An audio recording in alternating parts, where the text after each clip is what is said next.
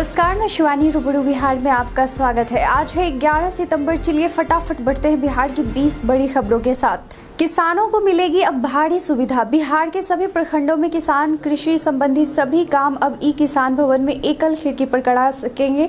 सरकार इस योजना के तहत किसान को अंतर्राष्ट्रीय बाजार में अपने उत्पाद की कीमत जाननी हो या मिट्टी की जांच करानी हो, प्रखंड के आला अधिकारियों के पास किसी योजना के अनुदान का आवेदन जमा करना हो या किसी विज्ञानी से खेती की सलाह लेनी हो, सारी सुविधाएं ई किसान भवन में उपलब्ध होगी। इसके साथ रात में किसानों के ठहरने के लिए डॉर्मेट्री की भी व्यवस्था होगी।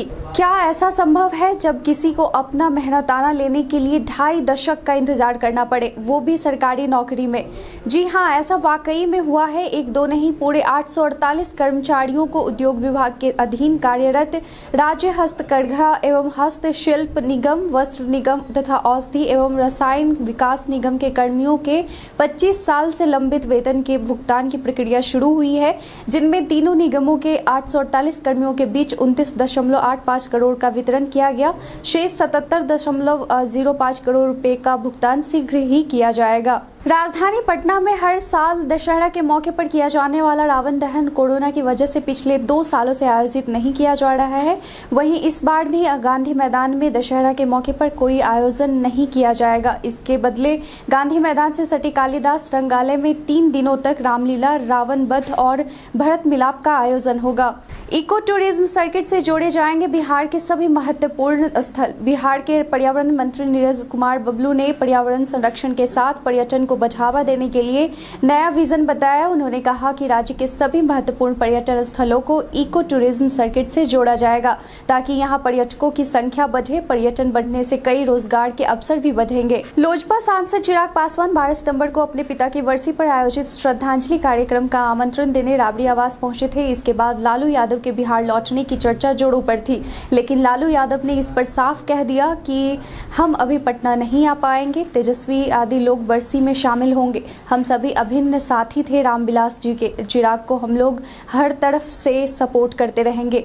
बिहार में एमबीबीएस पास छात्रों के लिए बड़ी खबर। राज्य के मेडिकल कॉलेज से एमबीबीएस पास छात्रों की ग्रामीण क्षेत्रों में संविदा के आधार पर 2 साल की नियुक्ति के लिए स्वास्थ्य विभाग ने ऑनलाइन आवेदन आमंत्रित किए हैं। पहले चरण में 1290 पदों के लिए 15 सितंबर तक ऑनलाइन आवेदन मांगे गए हैं।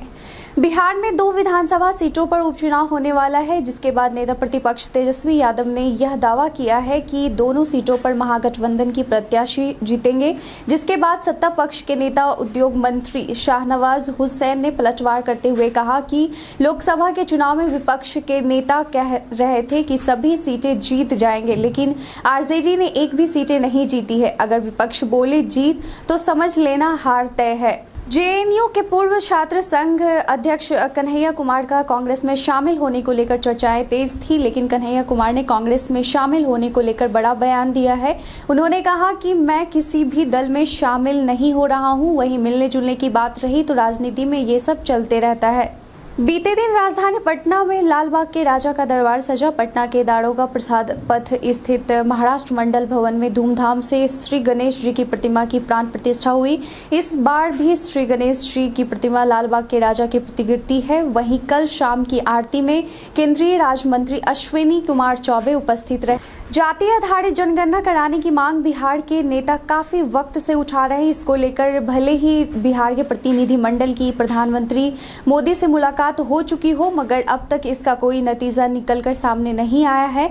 इसको लेकर एक बार फिर से लालू यादव ने ट्वीट करते हुए कहा कि जातीय जनगणना कोई राजनीतिक मुद्दा नहीं, बल्कि राष्ट्र निर्माण की अति जरूरी पहल है। सामाजिक न्याय और बंधुता का प्रश्न मनुष्यता का प्रश्न है और जातिवार जनगणना के हासिल को उसी की एक कड़ी के रूप में देखा जाना चाहिए।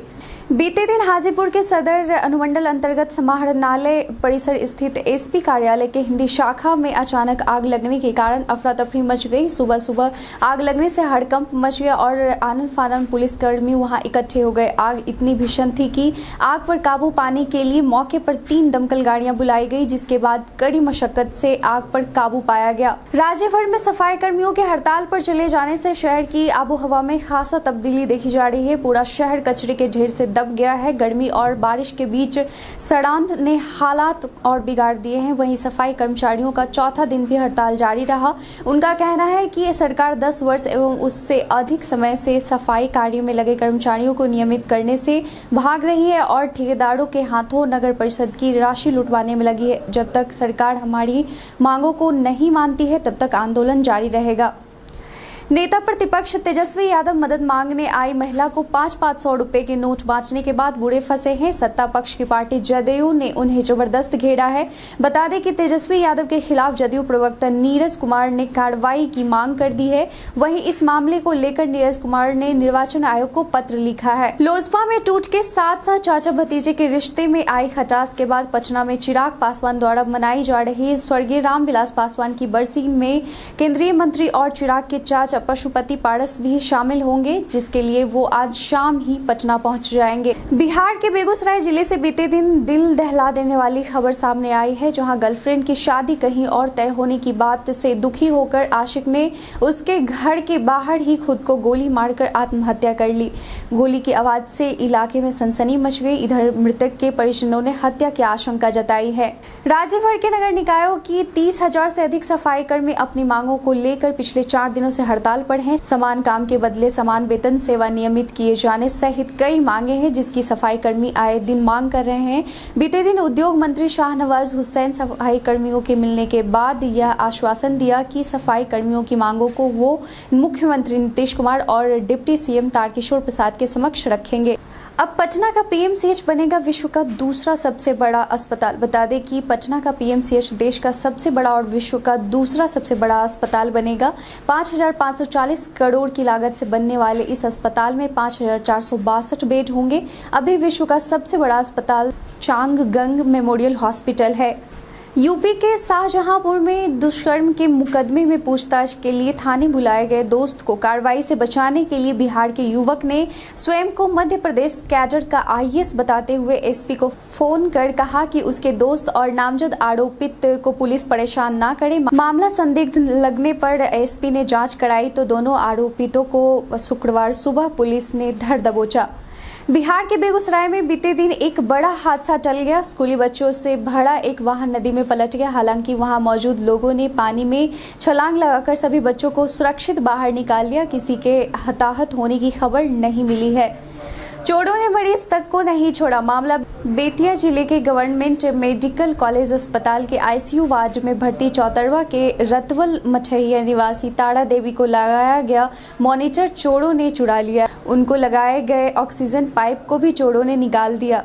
कल हमारे द्वारा पूछे गए सवाल का आप लोगों में से कई लोगों ने अपना जवाब हमें कमेंट सेक्शन में लिख कर दिया था। उनके नाम हैं ओमकार सिंह, ब्रजेश शाह, नीतीश कुमार, दिनेश कुमार, अशरफ नदीम और अनन्या चौरसिया। इनके साथ ही और भी लोगों ने हमारे सवाल के जवाब दिए हैं, लेकिन वक्त की कमी की वजह से हम उनका नाम नहीं ले पाए हैं। आप अपने विचार हम तक पहुंचाते रहें, हम आपका नाम लेने की पूरी कोशिश करेंगे। इसके साथ ही चलते हैं आज के सवाल की ओर। आपके क्षेत्र में वायरल फीवर की स्थिति क्या है? आज के लिए बस इतना ही। बिहार की सबसे बड़ी खबरों के साथ जुड़े रहने के लिए देखते रहे रूबरू बिहार। धन्यवाद।